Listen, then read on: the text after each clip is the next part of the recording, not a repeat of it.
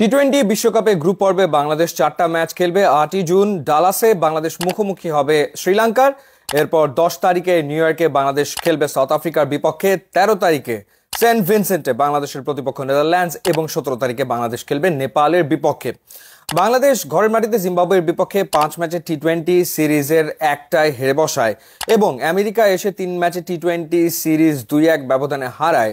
অনেকেই আসলে বাংলাদেশ টিম নিয়ে শঙ্কিত যে এই দলের পক্ষে আসলে পরবর্তী রাউন্ডে যাওয়াটা সম্ভব হবে কিনা, কারণ ডি গ্রুপ থেকে পরের রাউন্ডে যেতে গেলে বাংলাদেশকে অন্ততপক্ষে ম্যাচ জিততে হবে 3টা। সেক্ষেত্রে সবাই মনে করছে যে বাংলাদেশ হয়তোবা নেদারল্যান্ডস এবং নেপালের বিপক্ষে ম্যাচ জিতবে।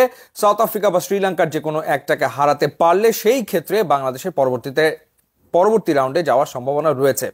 তো বাংলাদেশের ওয়ার্ম আপ ম্যাচটা আসলে ঝড়ের কারণে পন্ড হয়ে গেছে ডালাসে, কিন্তু শ্রীলঙ্কা এবং নেদারল্যান্ডসের খেলা কিন্তু হয়েছে এবং সেই ওয়ার্ম আপ ম্যাচে নেদারল্যান্ডস শ্রীলঙ্কাকে হারিয়ে দিয়েছে এবং বেশ দাপট দেখিয়েই হারিয়েছে। 20 রানের ব্যবধানে ডাচরা জয় পেয়েছে শ্রীলঙ্কার বিপক্ষে।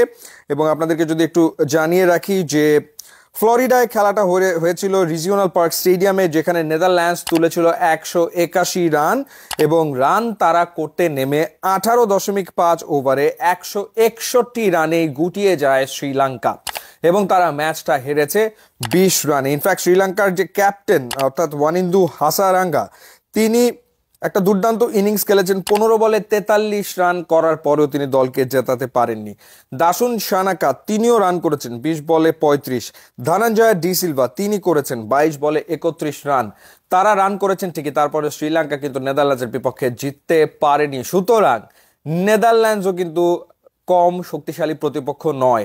এই ম্যাচের রেজাল্টটা কিছুটা স্বস্তির কিছুটা অস্বস্তির। শ্রীলঙ্কা হেরেছে, বাংলাদেশ শ্রীলঙ্কাকে কেন হারাতে পারবে না? আবার নেদারল্যান্ড শ্রীলঙ্কাকে হারিয়েছে, সুতরাং বাংলাদেশের পক্ষে নেদারল্যান্ডসকে হারানো কিন্তু অতটা সহজ নাও হতে পারে।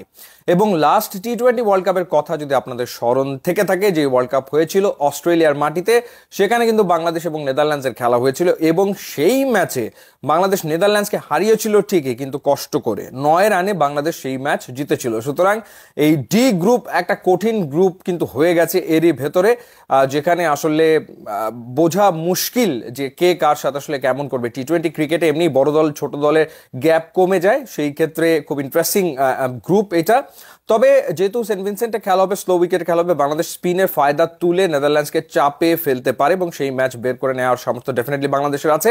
তবে সবচেয়ে ইম্পর্টেন্ট হচ্ছে শ্রীলঙ্কাকে প্রথম ম্যাচেই আসলে ভরকে দেওয়া বা প্রথম ম্যাচটাই জিতে নেওয়া ডালাসে। ওই ম্যাচটা যদি বাংলাদেশ জেতে তাহলে বাংলাদেশের একটা ভালো ওয়ার্ল্ড কাপ যাওয়ার সম্ভাবনা কিন্তু আসলে রয়েছে। বাট বাংলাদেশ একটা শক্ত গ্রুপে, সেটা নিয়ে কোনো সন্দেহ আসলে নেই।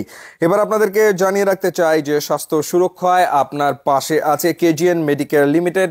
দ্রুত ও নির্ভুল স্বাস্থ্য পরীক্ষা এবং বিশেষজ্ঞ চিকিৎসক বৃন্দের মতামতের ভিত্তিতে আপনার স্বাস্থ্য সেবার দায়িত্ব নিচ্ছে কেজিএন মেডিকেয়ার লিমিটেড। অবশ্যই নিজের খেয়াল রাখবেন। ইউটিউব ইনস্টাগ্রাম লিঙ্ক দেওয়া আছে, যোগ দিলে খুবই খুশি হব। And thanks for watching.